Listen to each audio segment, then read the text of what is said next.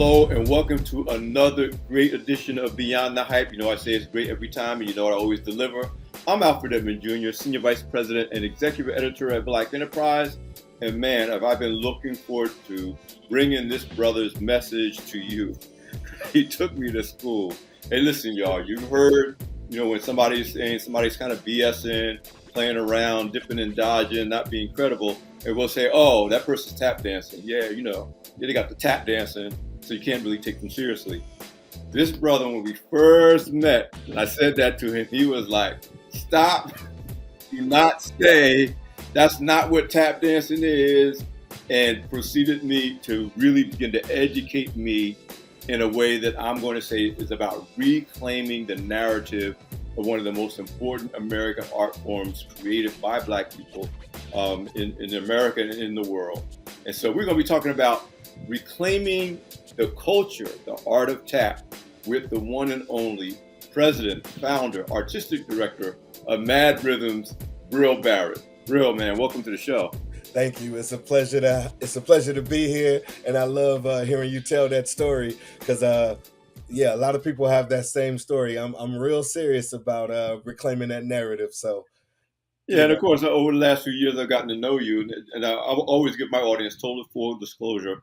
The context in which I met Bril initially is that everybody knows I'm a big supporter, big champion of the Harold Washington Cultural Center in Chicago. Mm-hmm. I tell my people here in New York, it's like the Apollo Theater, but only bigger and better and more stuff. And obviously it's a newer facility, just celebrated 20 years since it was founded and launched by the Honorable Dorothy Wright Tillman, the former alderman, this was like her vision to capture and celebrate the arts, particularly in the Bronzeville area, but Chicago arts in general. So that's how I know you initially, because you're also, I believe, artistic director for the Harold Washington Cultural Center, in addition to your role as the founder of M.A.D Rhythms. And so, I've seen this brother's work. I've seen the work he's done with everybody from tots to senior citizens and everybody in between. Why don't we just start with that? Talk about your broader journey and what M.A.D Rhythms is. Making your difference dancing. M.A.D is an acronym. But how you come to do what you do, and then a broader understanding of what you do, because you perform and teach all around the world, but also you're really rooted in the community of Bronzeville and Chicago. Absolutely. Thank you for that introduction, and thank you for that question. I guess the best way I can start to sum it up is literally the title of the company, M.A.D Rhythms, is making a difference dancing rhythms. So in the title, when Martin Trey Dumas III and I, who was my founding partner, came up with this company, it was to solidify that we would always stay rooted and connected to community. So in the title is the mission statement of staying connected and rooted in community, making a difference using the art form of tap dance within our community. So, that's the company's mantra. But me as a person, first and foremost, growing up on the west side of Chicago, I grew up in the North Lawndale community, a community very similar to, I tell people, when you hear negative media about Chicago, two of the communities they will mention will be Inglewood on the south side and North Lawndale on the west side. So I grew up in one of those communities that's very much associated through media and statistical, information, a lot of negativity. But I grew up in one of those communities, and what we had, just like the Harold Washington Cultural Center provides in Bronzeville, on the west side, we had an organization called BBF, stood for Better Boys Foundation. Started out as the Archie Moore Gym, and then at some point they changed the name, but it was a boys boxing gym. Then it became BBF, and then once they started allowing young ladies in, it became the BBF Family Services. So anyway, long story short, that is in my community. That's in North Lawndale. And as a young person, I grew up in that community, going to that community center, and it was my escape. My grandmother, who was from Arkansas, was a firm believer that the arts were important. She wanted her children to be in the arts. None of them did it. They all went elsewhere. And so when her children started having her grandchildren, she was like, somebody gonna be in the arts in this family. And so my grandmother started working on the grandchildren, staying on my mom, my aunt, my uncle, to put all of us, the cousins in my generation, into the arts. And so we went to BBF, and we used to pretty much live at BBF. Like when we got up, if we didn't have nothing to do, mama and grandma was like, go to BBF. And little did we know that that was keeping us from ever really experiencing a lot of what was happening for kids who was outside all day. Um, so we went there, and I remember going to that place, and the way it was designed then, it's a new building now, but the way it was designed then, it had two sides. You had the main entrance, and to the right of the main entrance was the playground, the basketball court, and the baseball mound, softball mound. To the left was the Lamont Zeno Theater. So when we went there, my cousins all pretty much veered to the right. I veered to the left. I don't know if it's because I'm left-handed. I'm just naturally gonna check out the left first, and I went in the Lamont Zeno Theater, and that is pretty much where a lot of my interest in theater and involvement in the arts and dance stemmed from, because at that theater they had all kind of training programs. So for the community, they offer tap class, theater classes, well, drama classes they called it, voice class, different dance class, tap, modern, ballet, all kind of stuff. And what I loved about that place there was when you were in the program, we would put on a show, and all the kids, they would split us up into groups, and each group would have to do a different role for every show. So like I love being in front of the camera. I never wanted to be anything behind the scenes, but in that program you had to.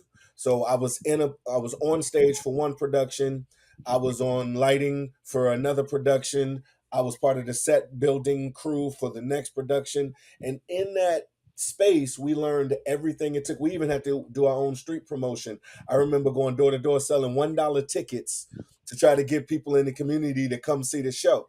So I grew up in that environment, learning everything it took to put on a show.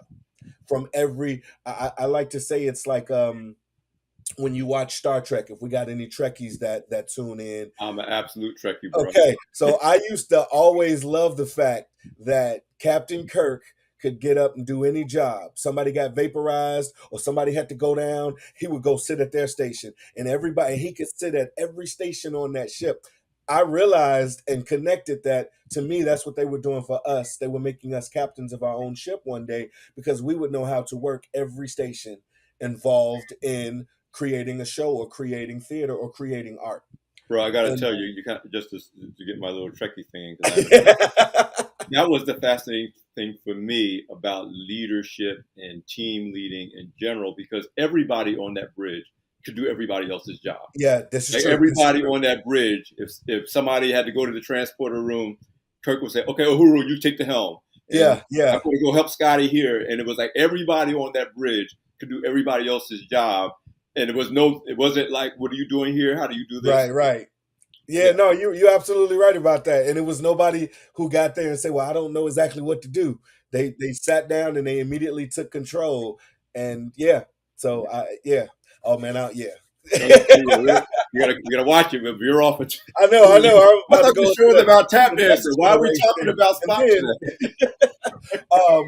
but yeah, so that was a big part of my upbringing. And of course, in my house, like I said, my grandmother was all about it. So whenever we had family visitors, you already know, me and my cousins were the show. We were the in-house performers for the household, and whenever anybody came over, we were expected to perform and put on the show and do some things. Um, but another thing I like to think about is we were in a financially undersourced community. I like to use those specific words to talk about why some of our neighborhoods don't have what they need to have. They're undersourced, under resourced. And so I didn't even understand the beauty of how my family came together to support my grandmother's wishes until I got much older. My mom couldn't afford to put me in the dance school. So my uncle paid for me and his daughter. Then my auntie drove us all, and then like it was everybody almost. Then we go back to Star Trek. Everybody had a role, and what it took, even from the family standpoint, to make us to give us the opportunities that existed at the different locations, one BBF and then the Sammy Dyer School of Theater, which I also went to as a kid. And all of this was possible because our family came together around. So I guess you could say I've had examples of uniting to create, uniting, bringing people together to create art. And I've had that my whole life. So I went through that with my family. And then once, like I said, once I got to BBF, we had that experience in the theater. And so I fell in love with everything artistic. But as I got older, I think certain things, certain passions got heightened, and then certain things kind of just dimmed in comparison. And tap dance was the thing out of all the things I studied that probably I connected to the most. And I think it was because, well, I will say this, my mom loved Stevie Wonder. I grew up listening to a lot of Stevie Wonder, a lot of Al Jarreau.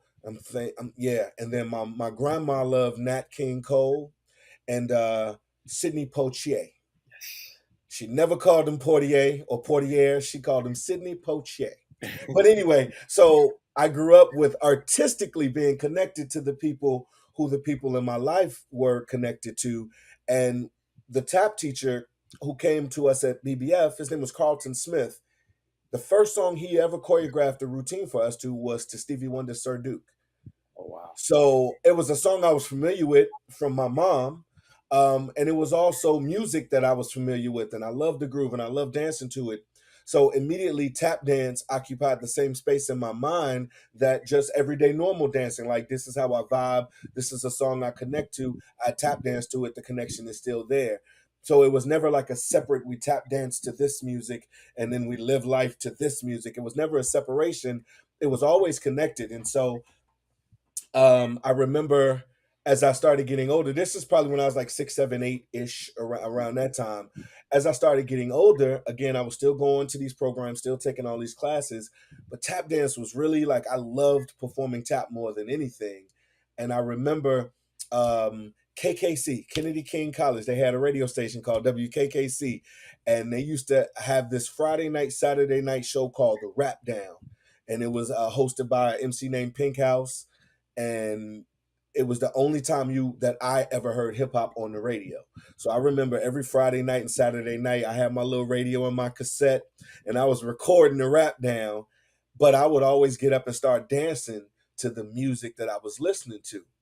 And for the most part, it was just choreography. It was taking all the choreography that I had learned at the studio and at the center, and I was starting to do it to the other music that I was starting to fall in love with which was hip hop.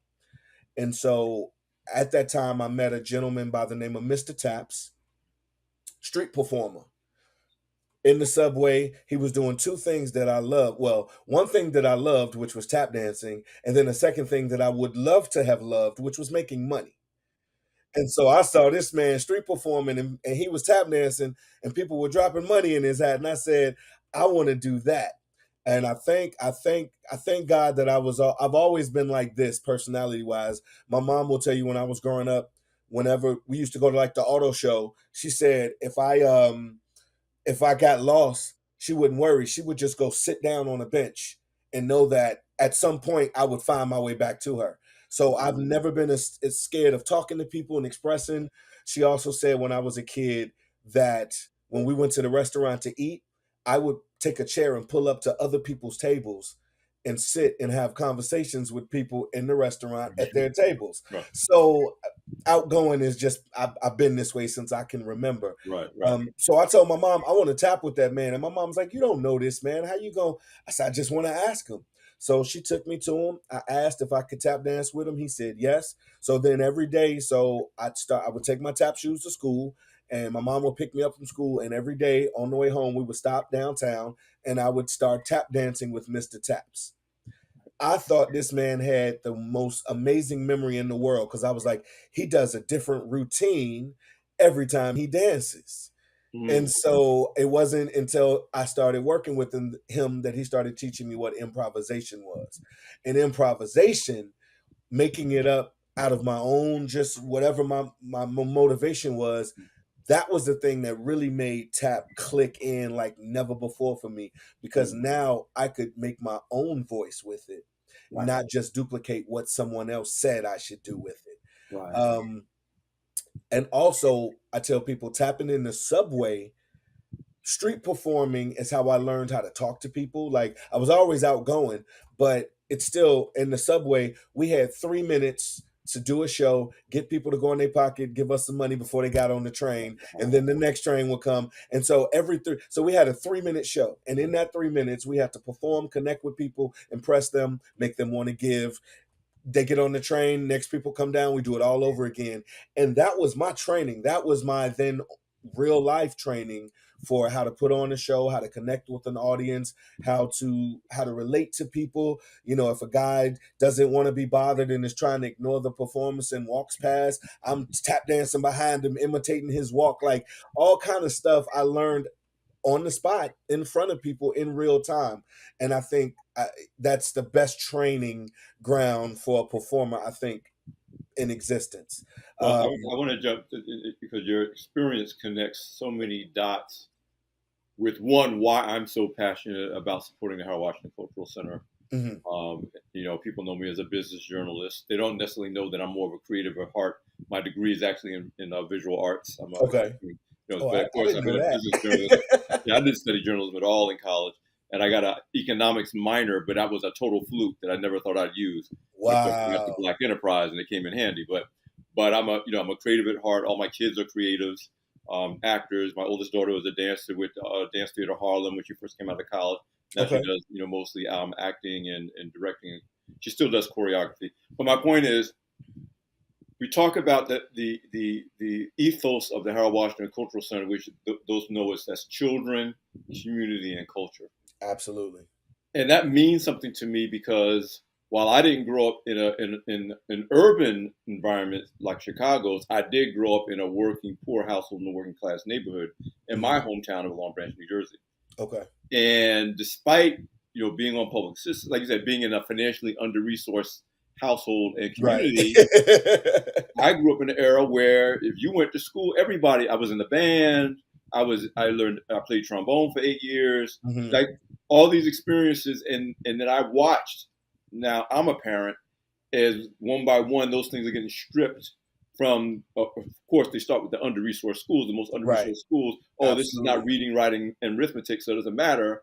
And all those programs that I just got as a result of just being a public school student were stripped away. We're taken away. Yep. Fast forward to my kids. Now, of course, my kids are not children of a working poor mother. They're children of a solidly middle class parents, educated parents. Yeah. But even then, they went to public school in Brooklyn for the most part. Mhm. And me and their mother had to go out of our way to find programs. Mm. And the big program for my kids was the Jackie Robinson Center for Physical Culture. It was the equivalent, founded by, or by the late Jackie Robinson and Rachel Robinson, who just turned 102, I think, or something Wow. just now. Wonderful lady. But my kids danced through that program, and my oldest daughter went from being like a little kid in that program to becoming one of their choreographers when she got to Wow. 18. But here's my larger point, and this circles it back to the business part. The Mhm. biggest challenge that corporations and companies have had for the last, I would say, 30, maybe 40 years Mhm. is that you're hiring these people, no matter what their education level, they don't know how to solve problems. They don't know how Mm. to work as a team. They don't know how to be reliable. They don't, because you don't learn those lessons of interaction. They don't know how to communicate. To your point, you don't Absolutely. learn that in the not that traditional education is not important. It is, Mhm. but the way you learn to be reliable, the way you learn how to work as part of a team, where you learn how to resolve conflict and come up with creative solutions was in band class, in Mhm. dance class, in music Mhm. class, Mhm. or even in sports when you're like, if you don't do this, the person next to you won't be able to do that, and none of it will come out right. Absolutely. You know, and so the skill sets that's necessary to succeed in life aren't all just I need to know that 1 + 1 is 2 and I need to know how to spell. So Mhm. and then the other thing is this idea that again, what it was like to grow up in New Jersey in the 70s is not growing up in Chicago in the 2020s. Right, Right? right. But my mother was like, how she kept us out of trouble is that we was always busy. We was always after. I don't remember a time when I just came home from school.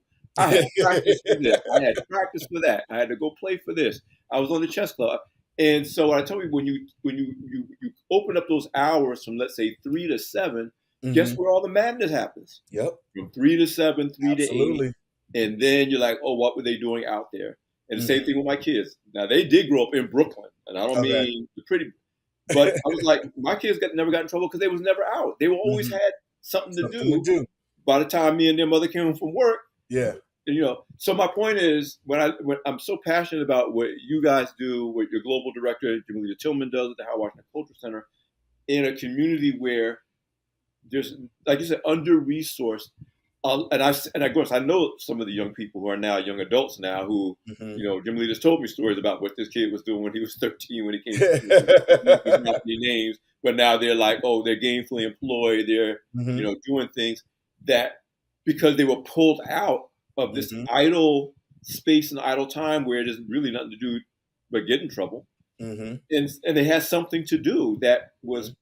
anyway. Like I said, I could go on and on and on about the reason I'm passionate about programs like Mad Rhythms, and you'll talk. I'm going to go burn up our interview talking about how impressed I am. But I've met the people, who dance in your programs, who act Mhm. in the plays at the on the in Broadway and Bronzeville and all the other arts partners, and seen them. And these are the same ones that if they weren't there, they'd be part of this negative narrative. Yeah. And I'm speaking to someone who loves Chicago, y'all, so I'm biased. Chicago is my favorite city. But when people say, "Oh, be careful, you're going to Chicago," you ain't telling me to be careful when I was living in Brooklyn. Mhm. Mhm. But you know what I'm saying. So my thing is, let me stop get off my soapbox. My point is the work that you're doing, just as someone, again, children, Mhm. community, and culture, and how that plays into not just giving somebody something to do at the end of the day. You're not being glorified babysitters. You're developing these people with Mhm. leadership roles. Whatever, even if they go into something that's not even in the arts, because Mhm. everything you got to be able to do if you're in the arts is something you got to be able to coordinate your activities and your talents and your skills with Mhm. other people from different backgrounds, different agendas to get something done. And there's nothing like either the show's going to go on or it's not. Exactly. And either you're going to hit your spot or you're not. And if you don't Mhm. do rehearsal, and if you don't, and you may not even like your co-star, you may not even like, but when you get on that stage, if you don't do It what you're better supposed look to like do, y'all the best of friends. exactly. Absolutely. Exactly. So listen, because now I'm getting carried. My audience is used to this. I be getting carried away. But I want to do a deep dive before, again, what we're here is to talk about, again, I'm calling this show Reclaiming the Culture, the Art of Tap. Mhm. So, talk to me about, first of all, your roles as an instructor, a choreographer, obviously you're a performer. And I got to say this, I never said this to you before. So I'm looking at this brother, he's trying to tell me about how tap dance is tap dance. And I'm like, this brother, like, he played linebacker for the Bears. I said, here's the other thing. We think of tap dancers as Sammy Davis Jr., Right, right, right, Jim Pound. right. And when I first saw you dance, I was like, this brother is bad. But you don't look like a tap dancer. But talk Thank to you. me about again, first of all, you perform all around the world, you teach all around the world. As rooted as you are in your culture in Chicago, this is a global thing.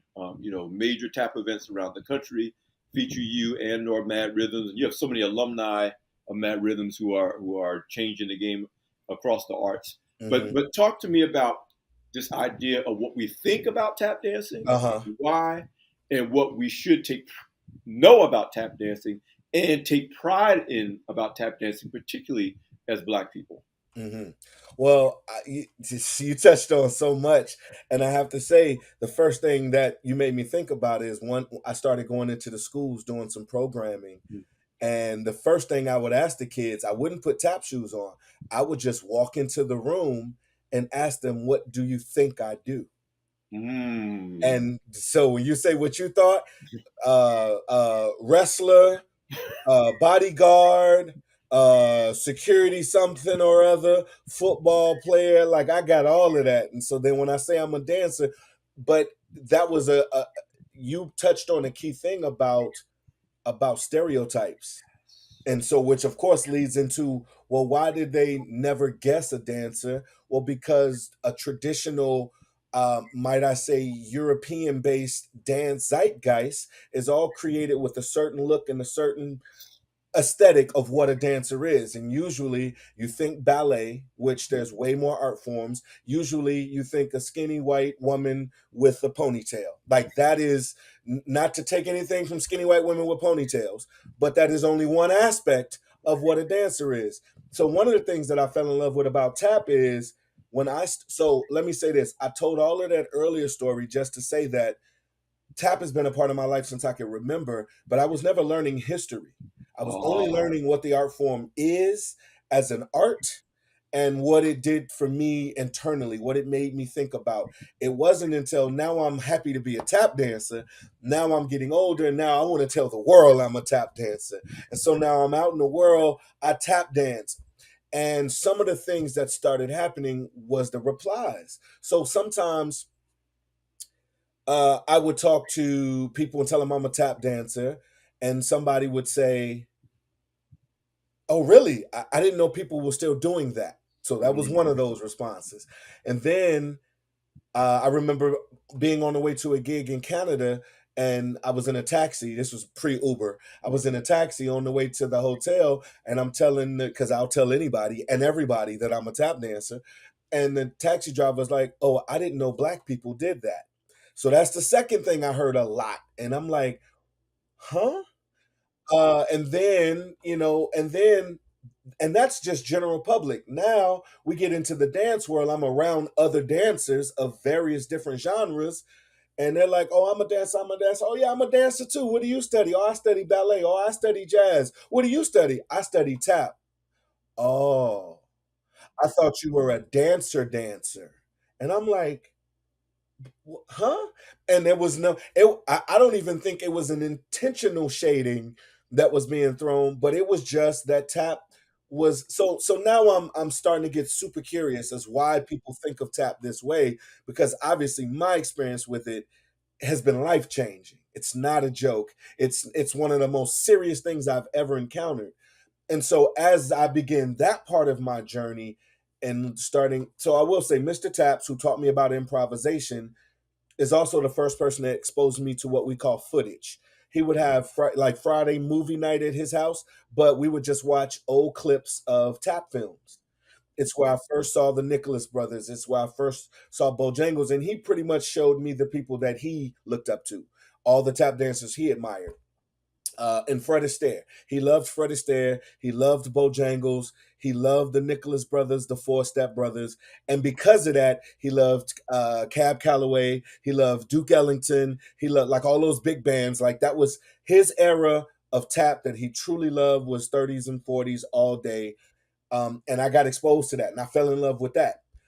But then I started, so as I'm learning this stuff, I'm now incorporating it to what I do.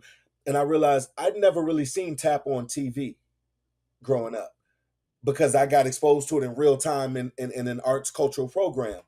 But I remember that Channel 7 used to show they had these movie marathons, and every night they would show a different movie from like the same artist. And one week was Fred Astaire week.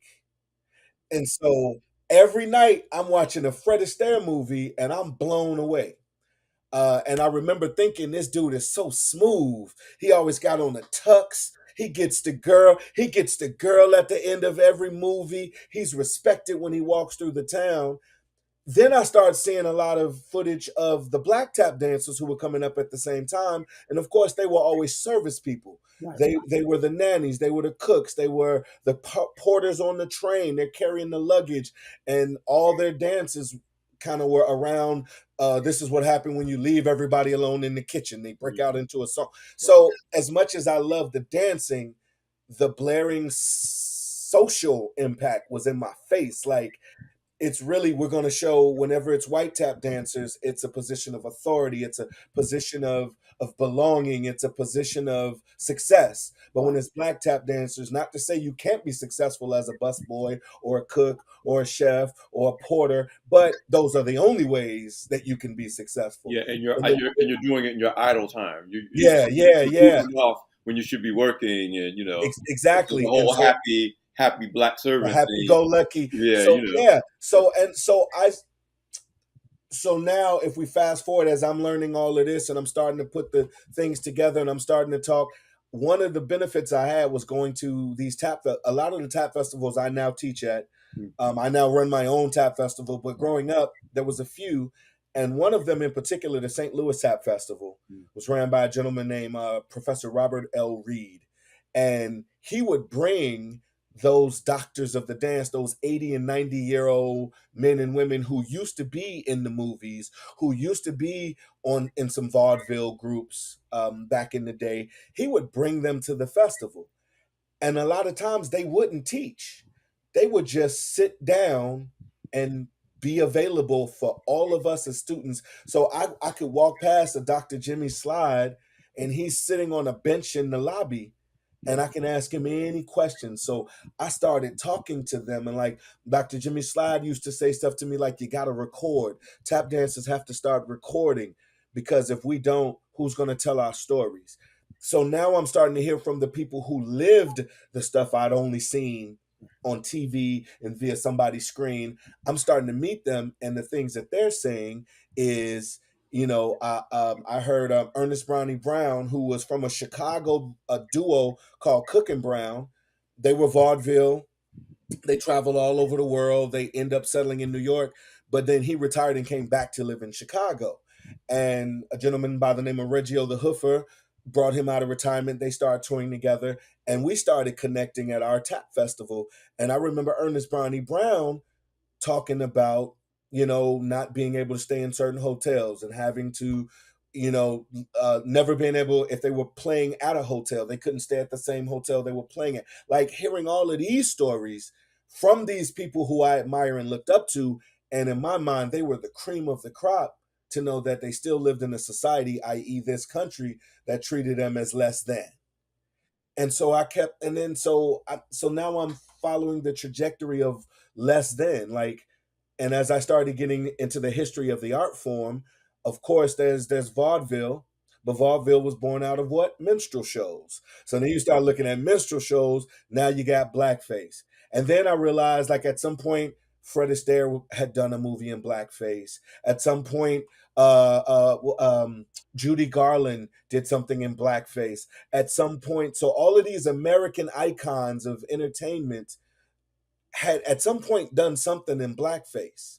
And I was like, yeah, so like belittling us and making fun of us was not even a serious thing. Like it didn't derail anybody, it didn't get anybody canceled. It was just an acceptable norm in a society that also, because of our what's the way, our entrance into this country, Right. Yes. Yes. Exactly. because of our ancestral lineage and the connections through slavery, we were never honored. We were never looked upon as equals or greater at anything. Right. A lot of times when our ancestors invented stuff, someone would just steal the invention and put it out as their own, and nobody questioned it. Well, So of course, every when we talk about tap, but with there's the only truly American-based art forms that weren't imported were created by us. yeah, yeah, With exactly, exactly. jazz, It's rock and tap dance roll. is America's only true folk Yeah, dance and right. folk art form, That and was so born here. that's what I mean. It's Yeah, it's yeah, as yeah. in a folk dance of America. Right. Like when you see other groups, they're doing whatever they're doing, is stuff that they brought here with them. We Yes. created this here, but out of our situation. If you think about slavery and plantations, and there's, slaves used to communicate, enslaved people used to communicate via the drum. They took the drums away. We started using the body Yes. as a percussive instrument. So Yes. whenever you see somebody ham boning or doing any of that body percussive stuff, that's us. That's our history. That's our heritage. And so tap dance followed that same trajectory, whereas we did it and it was a form of our expression.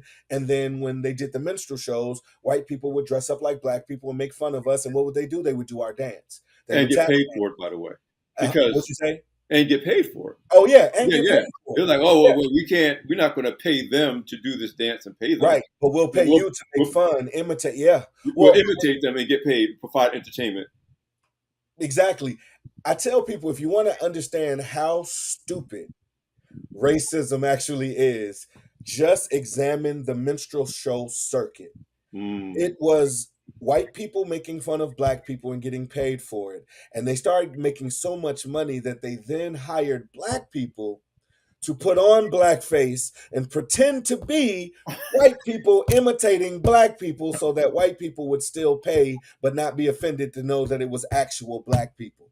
If Wow. you followed that, you're better than me, Right. and you understand how stupid racism Right. and like it was crazy. But so I do know that a lot of the terminology and the reflection of what tap was and is came from that time period, and which is why it got the negative connotations The and negative connotation of, of because being now that, associated with he or she is tap dancing right, doesn't even right, apply to dancing anymore. That's just right, a way right. of It's saying that somebody is trifling and they're not telling you exactly, the truth. It's exactly. not true. Everything that Yeah. well, and also I grew up. My mom is a Black Panther, so I grew up Right. very, very connected to hearing all of these stories. Right. And as I started studying the But civil shout out rights to your movement, mama. oh, thank you. You Shout can't out to gloss Mama Rhythms. can't gloss over mama rhythms. That's right. That's right. And if you look, if you come see us, you will meet Mama Rhythm. She is Yeah. always around. But she always told me stories, and then watching the civil rights movement happen, so Black people started distancing ourselves from tap dance because it was considered a negative stereotype. In the empowerment episode of our lives or our ancestors' lives, tap dance was something that wasn't considered empowering. So a lot of Black people did not do it. Never mind you, Sammy Davis Jr. was one of the contributors to the civil rights movement. Right. If you get into that Harry Belafonte and the different entertainers, but as because of what Hollywood, which Hollywood was born out of vaudeville, which was born out of minstrel shows, and because what they did to tap to follow that entire timeline, then at some point Black people said, we don't want nothing to do with that. It is Wow. demeaning, it is degrading. Every time you see us in the movie doing it, it's the happy-go-lucky tap dancer with the huge smile. Because why? A smiling Black man was not offensive, was not scary. So as long as we and so I understood why that distance happened, but I just hate that a lot of people did not further educate themselves as to what the next generations after that started doing with tap dance. Well, let's fast And if forward. Well, go ahead. yeah, well, I was gonna say, and if you dig into the history of even those smiling, cooning as a word that was often used, tap dancers like Bojangles, who I didn't even like Bojangles when I first started tap dancing Mm, because I thought he was corny, as the kids say. I right. thought he was cooning for the man and that smile. But when I did research, and this is why research and history is important, when I learned about all the benefits that he did, when I learned about him being made an honorary policeman in New York City and stepping up to defend Black people in situations because he had this badge and gun, and they called Bojangles the mayor of Harlem because of what he did on a social level and how it Mm, impacted the citizens of Harlem. That they made him like they were like, this is our mayor. There's the mayor, and then this is our mayor. So once I learned that, I was like, oh, so the image on screen has nothing to do with who the person is. mm. And learning to separate that was something even I had to learn to do. But I also started that may help me realize a lot of people aren't going to do that. It's just what you see, and that's that. That's all it is. So I And want so, to fast forward to the present, not only to kind of not even the present, but to talk about the future of the work that you're doing now, not only as a advocate and a person who's literally reclaiming the narrative of tap dancing as an art and a culture for Black people, but also someone who's actually working with people, and especially kids. But I guess I gotta say, my introduction to tap, I think of the Nicholas brothers, because if uh you huh, grew up anywhere near the New York area, and to yeah, have that impress me, because you and I know we've been friends. I love I like style, I love fashion, and yeah, that was yeah, I was like my first time seeing the Nicholas brothers in the swallowtail coats and the black with the tuxedos. yeah, yeah. I was like, oh, that's I'm with that. I mean, I They never was seen a always tap sharp, dancer, but it always was sharp. always sharp, always sharp. And anybody who was sharp was cool with me. Uh huh. And then later on, it was the Hines brothers, Yeah, yeah. and and so that was my orientation as a New Yorker. Because even though I was born and raised in New Jersey, I Mm-hmm. spent all my adult life, the first 21 years of my adult life, in Brooklyn / Harlem in the Black New York City. Mm-hmm. And so even then, and then I remember when my second oldest daughter was 8, I would start taking the Broadway plays, and I took Uh-huh. her to see "Bring the Noise, Bring the Funk" Uh-huh. with Uh-huh. Savion Glover. So I have bits and pieces of, like you said, a Yeah. more modern representation and a very positive representation. Uh-huh. But and that's why even I was like, I should know better when I say things like, "Oh, yeah, you know how they be tap dancing." Yeah, yeah, 'Cause yeah. I'm thinking, "Oh, yeah, no, I'm cool. I understand the beauty of this." But no, those cultural things are deep. Yeah. Even when someone thinks that they are culturally aware and enlightened, as I thought I was until you threw that cold glass of ice water on me. But so I say all that to say is I really want to talk about the work that you do now.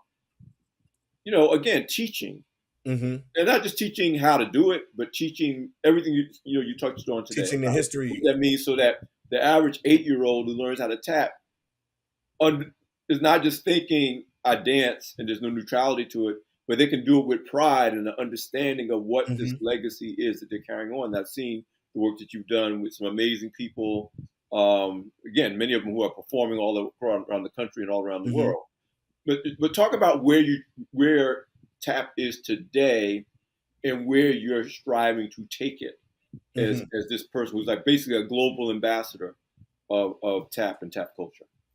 Well, I will say this. I'll start here. When I grew up in this city of Chicago, once I became a professional tap dancer, you could count, and this is the generation above me, the number of professional tap dancers that I met or connected with, or that even knew that existed in the city, you could count on one hand and have fingers left over.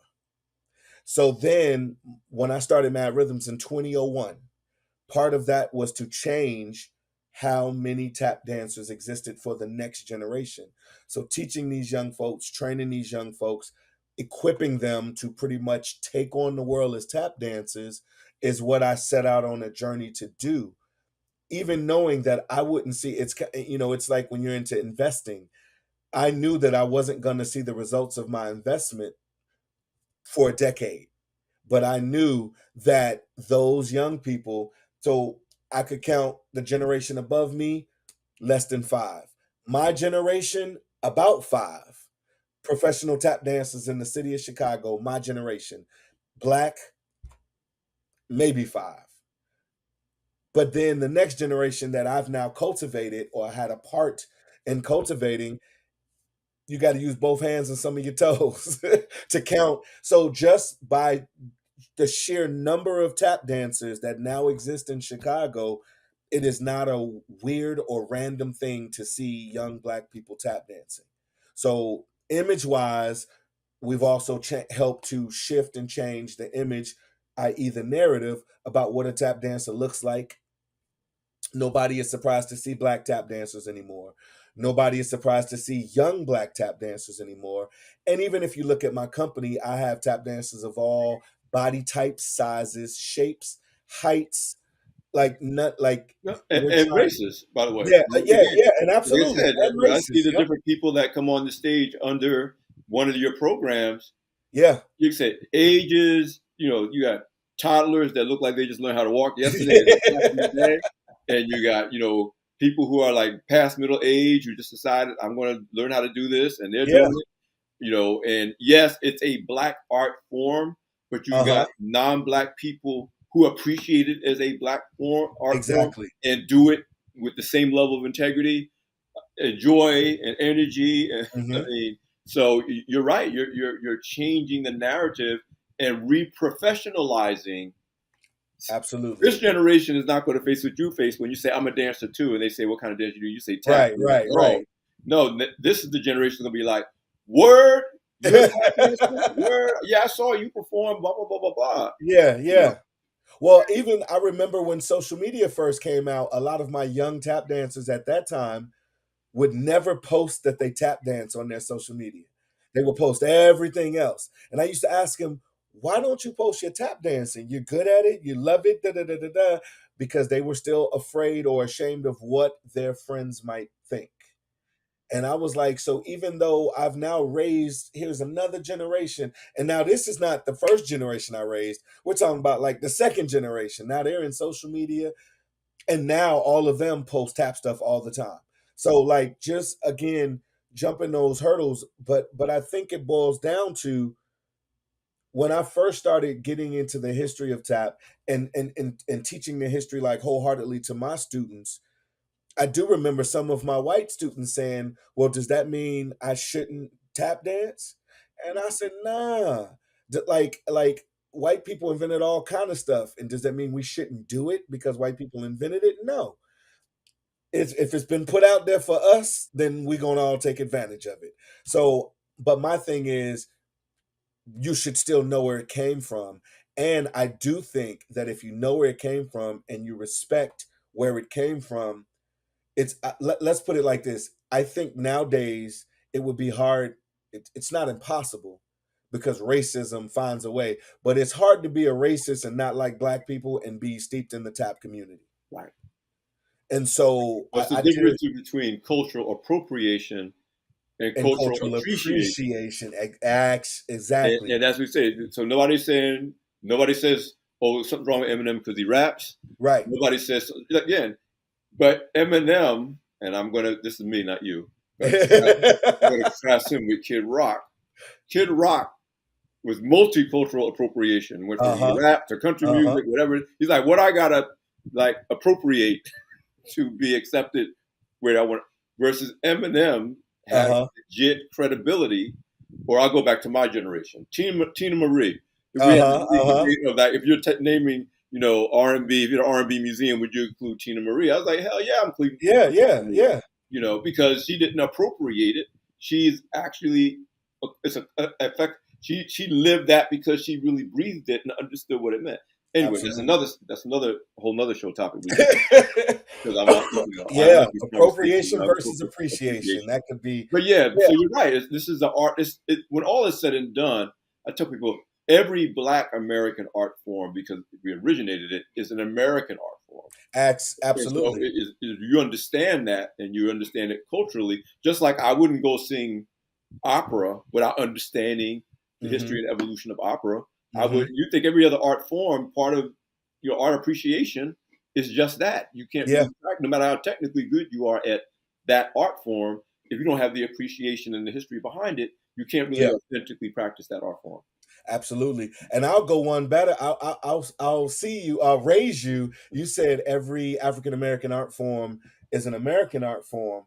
And I will say one more, is that every American art form, even when they don't know it's African American, 9 out of 10 started with us. Yes, Like everything that is theater, like even absolutely. theater, like we talked about vaudeville, the circus. Like Yes, one of the producers of minstrel shows and vaudeville shows was P.T. Barnum. yes. So even the circus was born out of.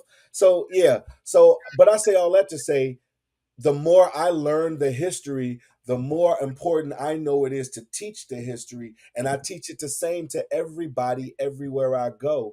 And so I love the fact that you can ask any of my white students the same thing you ask my black students, and they'll all tell you the same thing.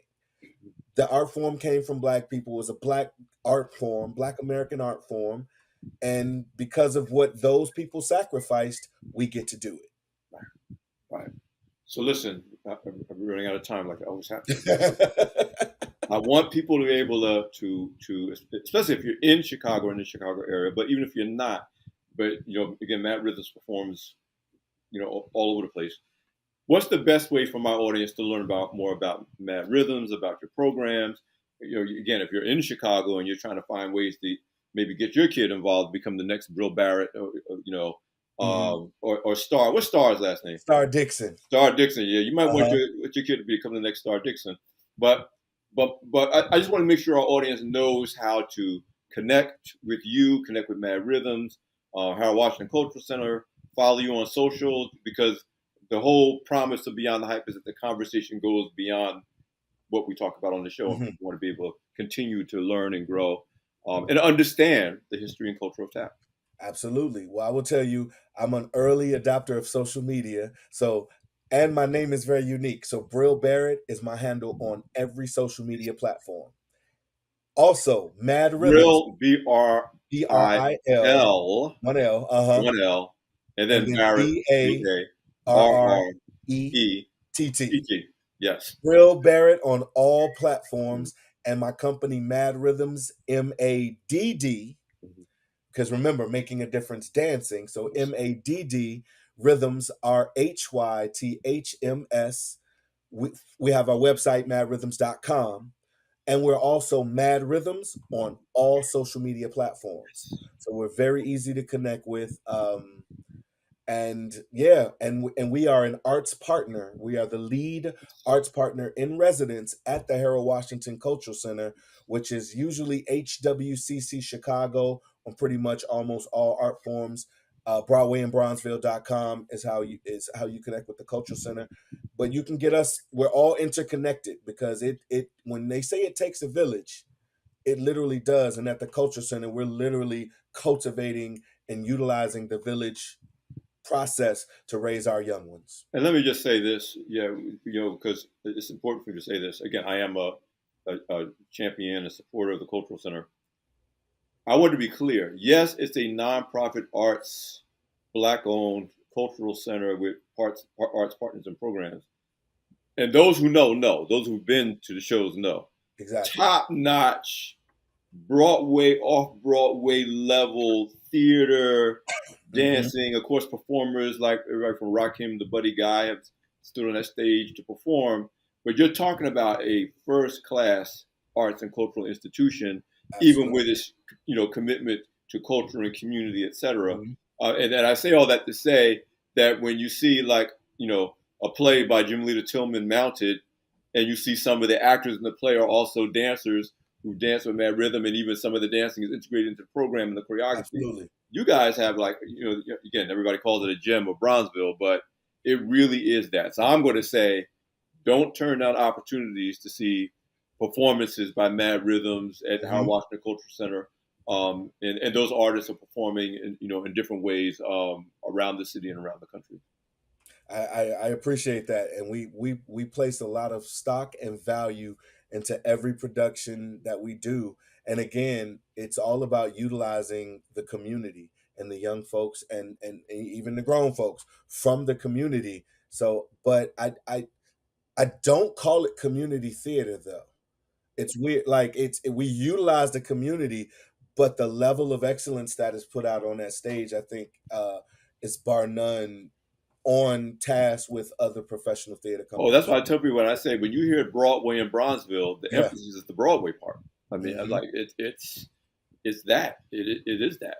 But again, the beauty of that is you are, in addition to professionals who are involved, but then you do have maybe this kid that's the first time they ever did a play. It didn't and discovered that they loved acting, or the first time they worked the lights and was like, oh, I didn't even know that this was a thing that I could do. And that's the beauty of theater. I did a little high school theater when I was, the beauty of just any art form is you get to get your hands on doing it, and it's not a spectator sport. It's the thing you learn to do by doing it, and it just opens up so many eyes and doors. And I think it needs to be said, not everybody who taps on the stage or acts in a play or works the lights wants to or should go into a career in the arts. Absolutely. But the lessons they learn is going to carry with them when they become stockbrokers, doctors, police officers, tech, whatever it is, because it's the idea that you can work together with groups of people to produce excellence on a stage on a regular basis. And there's nothing like, and you know how Jimmy Lita is. If she's saying the curtains go up at 7, the curtains go up at 6. They're going to go up at exactly. You better be ready. I don't care if it's your first time ever being in the play, or you're a veteran actor and dancer. You better be ready. And there's nothing like. And again, I experienced it when I was growing up. I was in marching band, symphonic band, did a little theater. With this idea, we're rehearsing, but one day the curtain's going to go up, and either you're ready or you're not. Absolutely. And that's life. That's not just absolutely. Absolutely. Well, you better be preaching. Hey, don't get me started. You almost made me say amen. Don't get me started. Bril, bro, I really appreciate you taking the time to come on. My pleasure. Yeah, I think you know how deeply, deeply I respect the work that you do. Keep teaching me. Keep teaching me. You No know, problem. I don't say tap dancing unless I mean it as a compliment. I don't say it Yes. anymore. So thank you for being my guest on Beyond the Hype. It's an honor. Thank you for having me. Well, I promise and I'll always deliver another great edition of Beyond the Hype with Black Enterprise. I'm Alfred Edmond Jr., Senior Vice President and Executive Editor. Thanks for joining us, and we will see you next time.